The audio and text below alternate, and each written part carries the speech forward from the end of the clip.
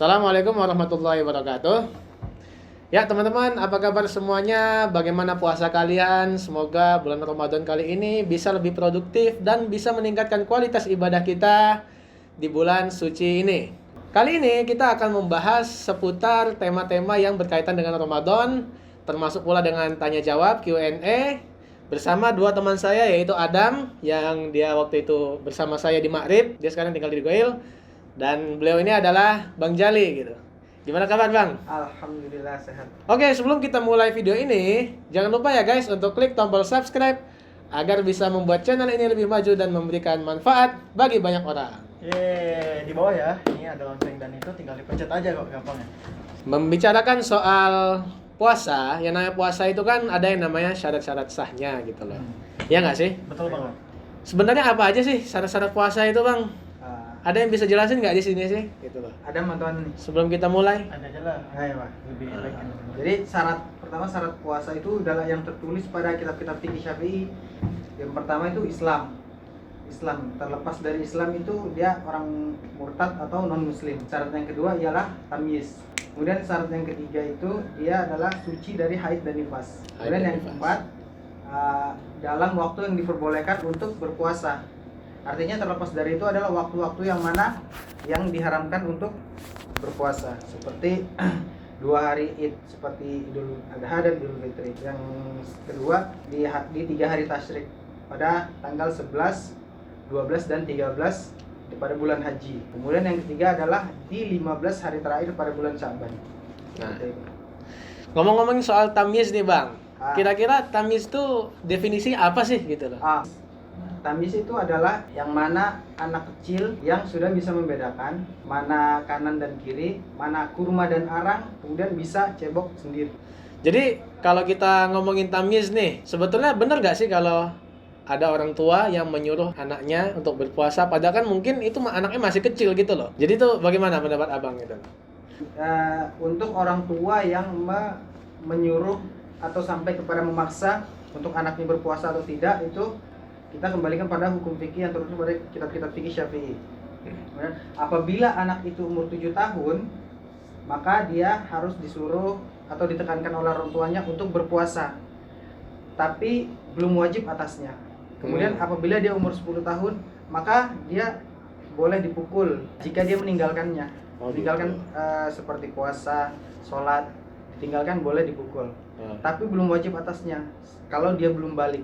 Tapi kalau dia sudah balik, dia wajib atasnya, kemudian dipukul. Apabila dia meninggalkannya, maka dia wajib qadha. Berarti kalau misalnya udah umur segitu, berarti nggak salah lah ya orang tua untuk menyuruh anaknya, dan itu nggak ada yang namanya wah ini pemaksaan gitu. Karena itu sebetulnya dalam Islam itu masuk dalam melatih kan ya. Kalau kita kembali kepada hukum fikih Syafi'i, maka seperti itu pendapatnya.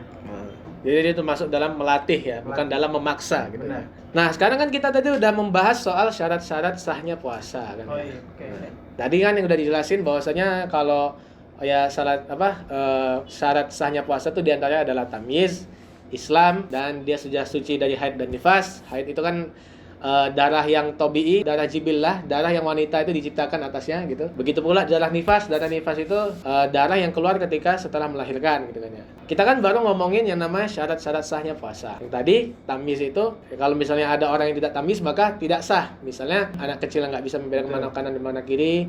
Demikian pula orang gila itu termasuk orang gila juga kan ya. Jadi sehingga kalau orang gila berpuasa tentu saja dia tidak sah puasanya karena dia belum tamyiz. Nah, setelah kita ngomongin syarat sah puasa, tentu kan kita bakal membahas tentang pembatal-pembatal puasa. Yang dimana puasa kita nggak bakalan sah kalau kita tidak menghindari pembatal-pembatal ini. Ngomongin soal pembatal puasa, kita kan udah sering yang namanya mendengar makan dan minum, muntah, dan lain sebagainya. Cuma kali ini kita bakal membahas apa nih, Dam? Pembatal puasa yang kali ini. Oke, kita ngomongin tentang pembatal-pembatal puasa. Salah satunya adalah masuknya ain kepada manfaatu maftuh. Nah, kira-kira bro, apa sih itu ain itu sebenarnya di antara itu?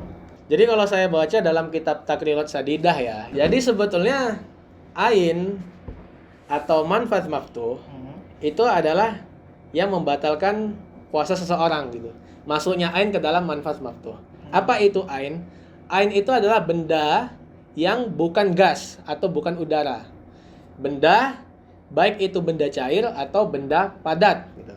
Sama kedua, dia masuk ke dalam manfaz maftuh. Dalam kitab-kitab fikih, manfaz maftuh itu ada 5. Yang pertama adalah kerongkongan. Di mana kerongkongan itu yang bisa membatalkan puasa adalah keluarnya huruf hamzah dan ha, yaitu di ujung kerongkongan sini. Yang kedua adalah muntahal khayshum, ujung dari khayshum. Jadi kalau kita lihat dari dalam itu hidung, itu ada ujungnya di sini tuh. Itu yang menyambungkan antara hidung dan kerongkongan. Jadi kalau ada benda masuk ke dalam situ, maka batal lah puasa kita. Yang ketiga, manfaat waktu yang ketiga adalah lubang telinga. Dobitnya lubang telinga yang batin, bagian dalam lubang telinga yang bisa membatalkan puasa adalah bagian yang tidak dijangkau oleh jari kelingking. Jadi misalnya kita masukin jari kelingking nih. Ini masih yang zohir. Kalau bagian dalamnya itu bagian yang tidak dijangkau oleh jari kelingking. Jadi kalau kita memasukkan benda ke dalam lubang telinga, misal seperti cotton bud yang lebih dari yang dijangkau oleh jari kelingking, masa bisa batal puasa kita. Yang keempat adalah lubang dubur. Lubang dubur, dan yang kelima adalah lubang kemaluan. Tuh, jadi yang namanya pembatal puasa itu nggak harus yang namanya terkait dengan pencernaan gizi atau makanan yang dia harus masuk lewat kerongkongan baru dicerna dalam perut, nggak harus. Kita memasukkan benda ke dalam kerongkongan baru kita tarik lagi, itu sudah membatalkan puasa walaupun nggak dicerna di dalam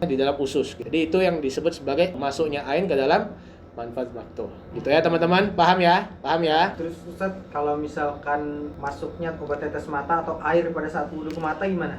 Ini dia pembahasan yang sering juga dibahas oleh para ulama. Apakah rongga mata ini adalah manfaat waktu? Yang muktamad dalam mazhab Syafi'i, rongga mata tidak termasuk sebagai manfaat waktu gitu. Jadi kalau kita pakai obat tetes mata di bulan Ramadan itu nggak ada masalah sama sekali. Atau gitu kita ya. berwudhu kemudian masuk ke dalam mata juga tidak membatalkan puasa. Jadi yang bukan manfaat waktu itu salah satunya adalah rongga mata yang pertama. Yang kedua pori-pori kulit. Jadi kalau misalnya kita pakai obat atau apa gitu, pakai minyak itu meresap ke dalam kulit, itu nggak membatalkan puasa gitu loh. Kalau ini Ustaz, jarum suntik? Nah, demikian pula jarum suntik. Kan itu masuknya bukan dari manfaat waktu, karena dia masuknya dari kulit. Misalnya kita vaksin nih, kita suntik di sini kan ya. Nah, itu nggak disebut sebagai manfaat waktu, karena yang namanya pori-pori kulit itu nggak masuk ke dalam rongga yang terbuka dalam kitab-kitab fikih, sehingga vaksin, suntik atau lain sebagainya itu tidak membatalkan puasa gitu loh. Itu yang dijelaskan dalam kitab-kitab Syafi'i. Terus ini Ustaz, masuknya air liur gimana? Ketahuan gitu. Memang air liur itu ya. Nah, itu ada tiga syaratnya sehingga air liur itu tidak membatalkan puasa kita. Syarat yang pertama adalah alla yakuna mukhtalitan bi ghairihi. Air liur itu tidak tercampur dengan selainnya. Misalnya air liurnya sudah tercampur dengan pop ice. Kalau air liur sudah tercampur dengan pop ice lalu kita telan, maka batallah puasa kita. Yang kedua, air liurnya tidak ternajiskan. Tidak ternajiskan itu misalnya apa? Air liurnya tidak tercampur dengan darah gusi misalnya. Kalau tercampur darah gusi atau darah yang ada di bibir lalu kita telan, maka batal puasa kita karena itu najis. Yang ketiga, air liurnya tidak lepas dari mulut kita, karena mulut ini kan tempat dibuatnya air liur. Nah, kalau air liurnya sudah lepas dari mulut kita, lalu kita masukkan lagi, lalu kita telan masuk ke dalam kerongkongan, maka batallah puasa kita. Misalnya gimana? Kita meludah, masukin ke dalam gelasnya kita taruh di dalam kulkas, setelah itu kita minum lagi. Nah, itu batal puasa kita. Kenapa? Karena air liurnya sudah lepas dari mulut kita. Jadi kalau misalnya air liurnya itu suci, tidak ternajiskan, tidak tercampur dengan yang lainnya, dan tidak terpisah dari mulut, mau sebanyak apapun nelan air liur nggak bakal membatalkan puasa. Itulah yang di dalam kitab-kitab fikih yang dijelaskan. Oh iya, ngomong-ngomong nih, kan di Indonesia sekarang apalagi seluruh dunia ya, sekarang masuk corona nih, dan orang-orang tuh diwajibkan untuk PCR. Nah, kira-kira nih PCR ini batal nggak sih puasanya? Ini kan kita tadi udah membahas bahwasanya salah satu manfaat bab itu adalah ujung khayshum gitu kan ya. Nah, ujung khayshum itu gimana sih? Nanti kita kasih gambarnya nih. Ini ujung khayshum ya. Lihat itu. Jadi dia di ujung hidung ini ada lubang yang menyambung antara hidung dan kerongkongan kita gitu loh. Nah, pertanyaannya, PCR itu masuk ke situ atau enggak? Pertanyaannya, PCR masuk ke situ enggak? Masuk ya? Masuk kan ya? Masuk. Kalau masuk gimana? Berarti batal. Kalau masuk batal. Karena masuk manfaat waktu. Kalau cuma di hidung gini itu nggak batal. Tapi yang saya tahu PCR itu masuknya sampai ke sini. Jadi kalau dalam hukum fikihnya PCR itu membatalkan. Kalau cuma ngupil-ngupil aja nggak batal karena kan cuma di sini. Gitu loh. Jadi hati-hati teman-teman nih yang lagi puasa sekarang, ketika dia di siang hari PCR, nah itu harus hati-hati nih. Kalau dia masuk berarti batal. Gitu. Jadi sebaiknya kalau mau PCR jangan pas siang hari. Mungkin cari waktu Ketika- malam lah. Ketika Kan- dia sudah tidak puasa. Biasanya kan kalau PCR ini kan 24 jam sebelum penerbangan pesawat misalnya kan. Nah, itu dicari pas lagi waktu malam gitulah. Nah, jadi supaya ditepatin waktunya, jangan pas lagi siang hari gitu. Karena apa? Ya karena kalau misalnya di siang hari ya itu bisa membatalkan puasa kita gitu loh. Oh ya, tadi kan kita udah ngebahas tentang pembatal puasa yang salah satunya maksudnya ain ke dalam manfaat maftuh Iya. nih. Kita sekarang nih mau ngobrolin tentang sunah-sunahnya di bulan Ramadan yang paling masyhur dari bulan Ramadan Berbeda adalah dengan bulan-bulan yang lainnya ya. ya, yang berbeda Tentunya. dari bulan-bulan yang lainnya yaitu sholat taraweh. Sholat taraweh. Nah, kita tuh kadang mikir nih, apa sih Kak sholat taraweh? Nanya sholat taraweh sampai kecil, hingga sampai kita waktu dulu kecil juga kadang kita dengerin taraweh apa sih Kak? Taraweh itu biar teman-teman nggak salah paham, taraweh itu adalah sholat malam, qiyamul lail atau sholat tahajud ketika dilaksanakan ketika di bulan Ramadan. Jadi sama dengan qiyamul lail, sama dengan tahajud. Cuma bedanya sholat tarawih itu adalah sholat malam ketika di bulan Ramadan. Nah, Kak, apakah sholat tarawih ini dia sunnah atau wajib? Atau wajib ya. Kadang kan rata-rata orang nih dia lagi safar nih, dia mau sholat tarawih, aku mau sholat tarawih nih, mampir dulu ke masjid gitu. Jadi seakan-akan kayak mewajibkan atau apakah sunnah, kita lihat. Sebagaimana Rasulullah SAW ketika pada zamannya, ketika itu di bulan Ramadan, sebagaimana Rasulullah SAW itu kebiasaan beliau itu sholat tahajud, sholat qiyamul lail. Cuman bedanya ketika di bulan Ramadan Rasulullah keluar ke dalam Masjid Nabawi ketika itu dan mengajak para sahabat sholat berjamaah di malam pertama Ramadan. Malam kedua tambah semakin banyak lagi para sahabat ketika berjamaah lagi. Malam ketiga Rasulullah tetap sholat berjamaah ketika keluar dari rumahnya, yang sebagaimana dulunya Rasulullah tuh aslinya sholat malam itu di rumah gitu. Cuman herannya ketika di bulan Ramadan dia keluar ke masjid mengajak para sahabat untuk berjamaah. Dan pas sholat keempat ketika sahabat menunggu semakin banyak para sahabat untuk sholat tarawih kan, ketika itu Rasulullah tidak hadir. Akhirnya sahabat menunggu sampai paginya. Ketika pagi apa? Rasulullah SAW bersabda, la yamnani al-khuruj ilaikum makhafata an afradu ilaikum.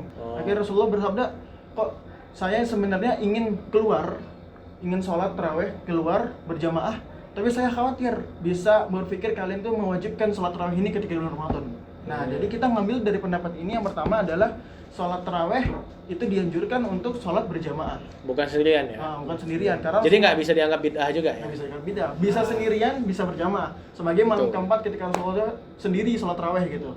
Dan yang kedua, kita mendapat faedah dari dalil ini adalah bahwasanya sholat tarawih ini adalah tidak wajib sunnah dan berjamaah gitu. Oke. Dan kira-kira ada yang bertanya nih, kira-kira sholat tarawih itu baiknya di rumah atau di masjid? Nah, kan yang bertanya gitu. Berarti bisa sholat berjamaah di masjid ahsannya sebagaimana Rasulullah SAW itu ketika malam keempat gitu. Dan apa sih keutamaannya Kak? Keutamaan banyak banget bro. Salah satu yang pertama adalah kata Rasulullah SAW, man shalla ma'al imam hatta yansharif kutiba layum lailah.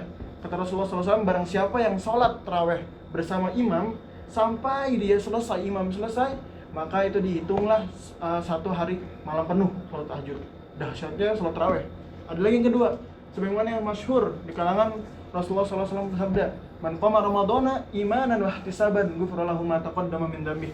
Kata Rasulullah SAW, man qama Ramadan, barang siapa yang mendirikan sholat.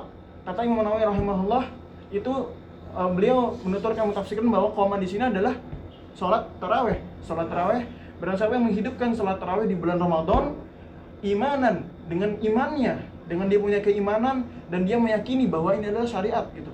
Wah, tisaban, dan dia mengharapkan pahala ketika itu, ghufira lahu ma taqaddama min dhanbihi. Maka Allah Subhanahu wa taala akan diampuni dosa-dosa yang telah lalunya. Nah, ini dahsyat sekali teman-teman, sholat tarawih ini. Dan ini salah satu sunnah yang kita ketahui gitu. Salah satunya adalah sholat tarawih. Nah, gitu.